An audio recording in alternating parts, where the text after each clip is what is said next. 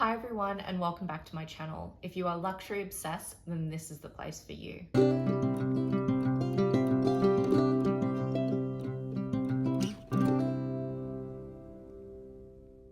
I wanted to talk to you guys today about what would the 5 bags be if I was to start my collection again today. I thought it would be best to kind of give the top 5 styles that I would have gone for, and then maybe suggest some bags, and I can show you some of my bags that I think kind of fit within those categories. Because if you've watched some of my other videos, you will have seen my full collection, but you would have also seen the bags that I sold.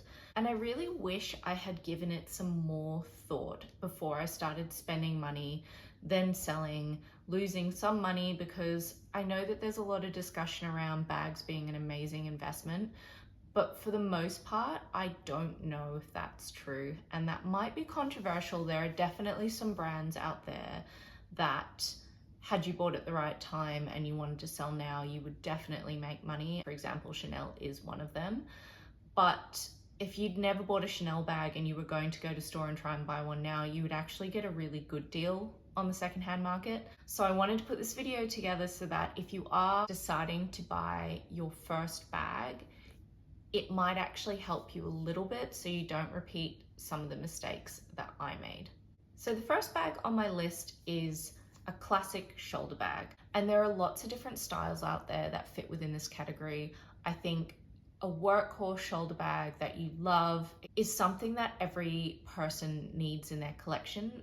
In terms of what I have a few. I'd actually say, for example, the Chanel Classic Flap. Love this classic shoulder bag style.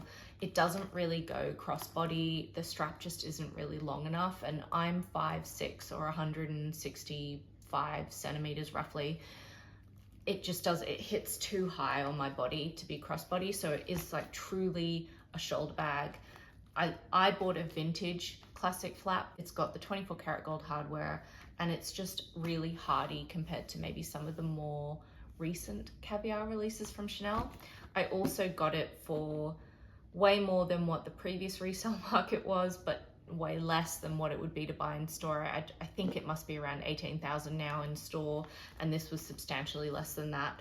But you could definitely get a few good quality classic flaps on secondhand market now from anywhere between, if you went lambskin, maybe 5,000 or 6,000 up to maybe 12,000 or 13,000 if you wanted caviar in a particular color, etc., etc.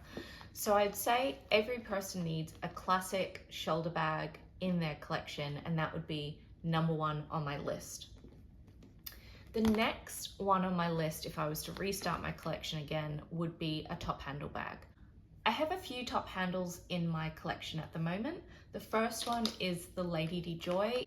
It's in the East-West style, which is what the DeJoy style is, and it's in a raffia, which, if you know me, you know is my favorite material to have a handbag in. And I love that it is a top handle. It's a very comfortable top handle. However, this bag also comes with a shoulder strap and a crossbody strap. So if you want 3 bags in one, the DeJoys and the Lady Dior's are great options, especially if you like a bit of a smaller bag. So great top handle option. The other top handle I have is, of course, my Birkin 25. It is purely a top handle bag. Really all you can do with it. It doesn't even really fit on the crook of my arm, as I've said before in other videos. But this is, you know, obviously the right at the top end range of handbags. And not one I would say would be a good first option bag, but there are so many beautiful top handle bags. And since getting my Lady DeJoy and since getting my Birkin 25, I've really come to love a top handle bag, which is why it is number 2 on my list of, if I was starting again, what styles would I go for?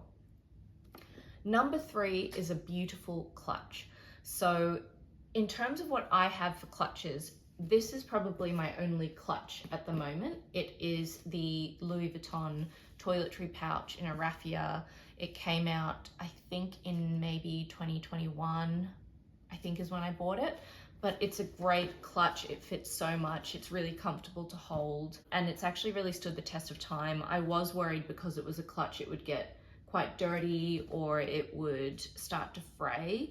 And To be honest, looking at it closely even just now for this video, I can't really notice too much damage to it, so I think it's a great option. They still do the toiletry pouches, but I think they now come with a chain and it's a little bit different. They discontinued the original style previously, I think back in like 2022 maybe, but there are so many cute clutches.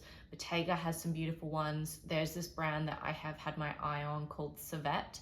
They've got the pochette bag, which also comes in an east-west style, which, as you know, I love. Then you've got the other classics like the Hermes Kelly pochette, which is beautiful and just a handheld clutch as well. Actually falls in the top handle category as well, but that's a beautiful, more expensive option. There's also the Bottega Veneta pouch, which I have as well, that comes with a crossbody strap, but I often you can tuck that strap in and then it's just a little dumpling pouch bag as well. So there's lots of beautiful options, and a clutch would be number 3 on my list. Number 4, if I was to restart my collection again, would probably be just a really great crossbody bag. Often when I'm, going out for a bit of a shopping day and I'm trying lots of things on, I want to be hands-free, so the top handle doesn't really work for that. I, for example, have this Bottega loop bag as my crossbody. It's purely a crossbody bag. You can't use it as a clutch because the strap is too bulky to tuck in, and it doesn't shorten to a shoulder bag. So this one was perfect for me. If it's my phone, card holder, keys, a lip gloss if I want one, sunglasses, and I'm on my way. So it's a really great option. But there are a lot of different crossbody bags out there that you can find at many different price points. I think a crossbody is definitely a non-negotiable for me in my collection. The other crossbody I have is this Prada raffia bag. This, I would say, is the biggest workhorse bag in my bag collection at the moment. I bought it completely unexpectedly on a whim when I was in Milan. I have never regretted buying this bag. I love it.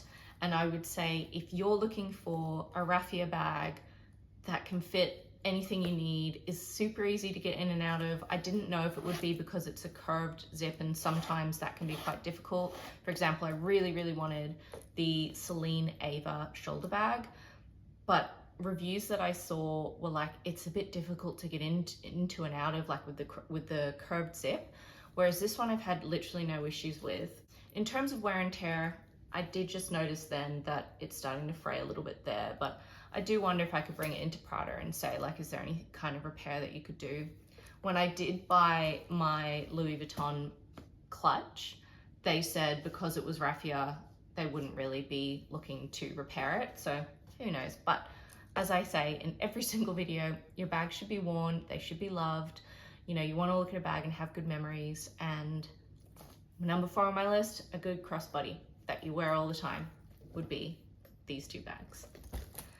So number 5 is a contentious one because originally I was thinking it would be a tote, and I know that definitely for other people a tote would be the go-to option. I mean, everyone needs a big bag.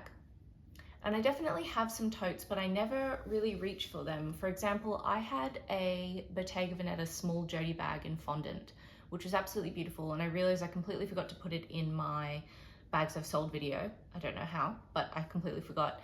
But I did sell it because when I bought it, I had seen a few different influencers wearing it and I just thought it looked amazing. It was really slouchy. I love Bottega leathers, so it was, really soft and beautiful.